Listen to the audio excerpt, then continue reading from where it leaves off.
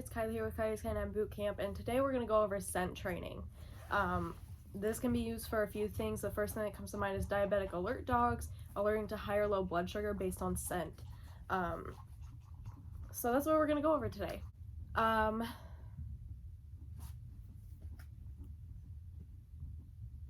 feel like a lot of this can just be explained with a few visuals.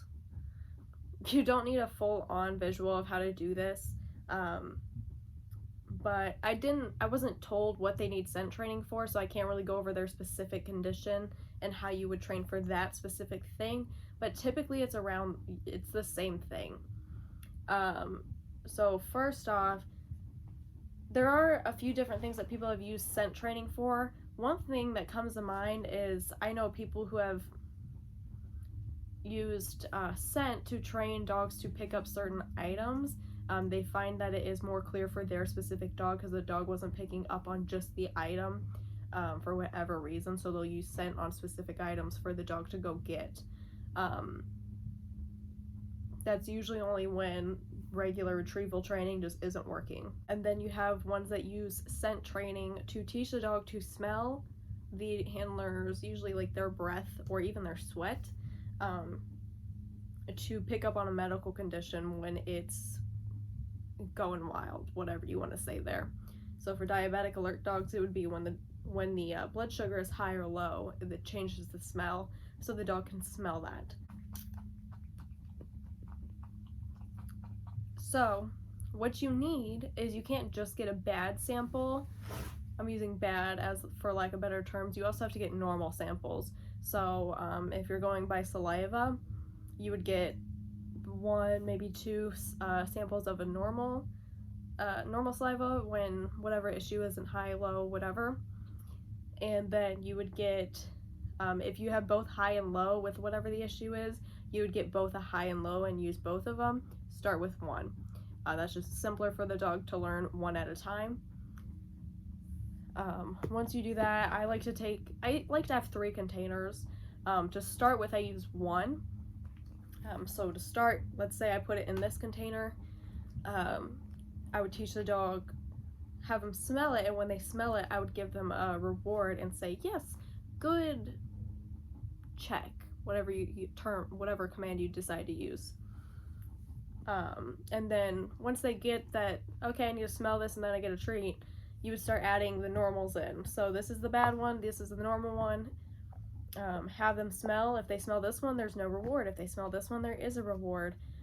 Make sure you switch the placement around. Make sure you switch the container around so they're actually smelling the smell and not just identifying the jar or the placement of the jar. And you can add in more too. So I like to use 3 just to really tell. What is wrong with you? Just to really make sure that they are picking up on the bad scent. Bad, whatever. So I would use 3. Normals are in 2, bad ones in this one. They scent this, they alert with whatever alert you chose to give, and they get a reward. So I don't know if I mentioned that earlier, but when you first start training and you're only using 1, it's just the bad scent, teach them to alert to that before you start adding in the normals, so that you know what they're doing. And because I mean, they're gonna sniff, they'll probably sniff all of them, but you want to teach them to show a sign that that's the bad one. So whether it be a paw, sit or lay down, whatever alert you decide to use, make sure they're alerting to this before you start adding in the normals, so that you can see if they're still picking up on that scent. Once you are past those basics and you've gotten to the 3, again, make sure you are switching the bad scent from different containers, putting it in different positions. This has the bad one. Okay, we're going to switch these around. Now this one has the bad one. Put this one over here. Make sure you're switching it around so that they're not just picking up, again, on the container or the placement of where you're telling them to alert. It happens.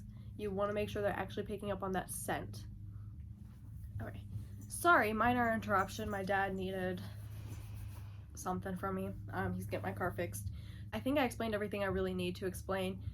basically make sure that your dog isn't picking up on the container or the placement of the container, and they're actually picking up on that scent by changing up the container, changing up the placement. Don't always train them in the same place when it comes to scent training. I mean, you never want to do that anyways, because you want to make sure they're going to pick up on it no matter where they are. Just like when you go from training at home to training in public, sometimes for a lot of dogs you have to pretty much completely restart training, or you have to, you know, at home they can have perfect obedience. In public that may not be the case because there's a lot more going on that's a lot more interesting than you or a treat. So you really have to work with the dog out in public compared to with how much you've done at home, because it's a new environment. You want to apply that to scent training as well. Make sure you are, if you're using saliva, make sure you're storing it right. I cannot remember how you're supposed to store it, so look that up, I guess, because if it's not stored right, it could damage something. I don't know. I'm not the best with that kind of thing. I don't know how to store bodily fluids, I'm sorry.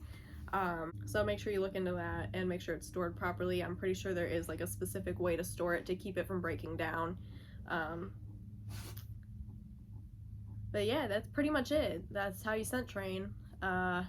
If you want to make it more difficult, you can start hiding the scent around the house. Again, with that, you want to make sure you start easy, like with an open box. You could start with that, and with that open box, put the scent in there of whatever. Tell your dog the command and have them go find it, and then slowly build up, and then hide it around your house somewhere and tell them to go find it.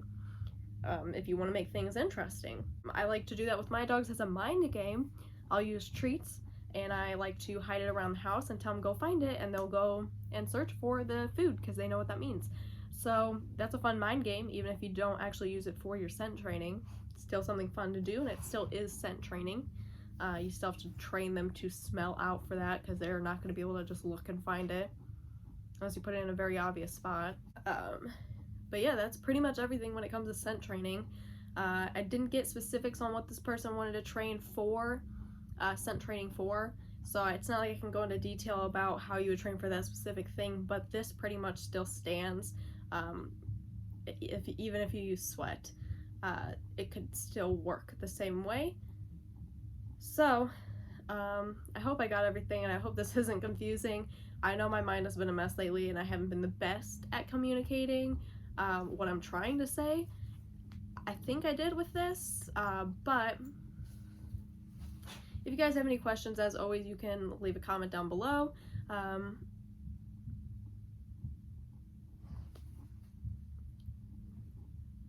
This is the first training video I've done in a while. I forgot how I usually did those. But I hope it's helpful. I really do. Questions, comments, concerns, whatever, go in the comments. Like the video if you want, subscribe if you want, do what you want, have fun in the quarantine life, keep social distancing, safe practices, keep everyone else safe, as well as yourself safe, and anyone else you may come into contact. You're just keeping everybody safe. What's wrong with that? What's the bad in that? And for those of you that are essential workers, I hope you're taking the most precautions possible to keep yourself and others safe. And I hope everyone is having a much better week, past couple weeks, in fact, than I have been having. And I hope none of you guys are going insane living at home. I think that's everything. I wish and hope for you guys.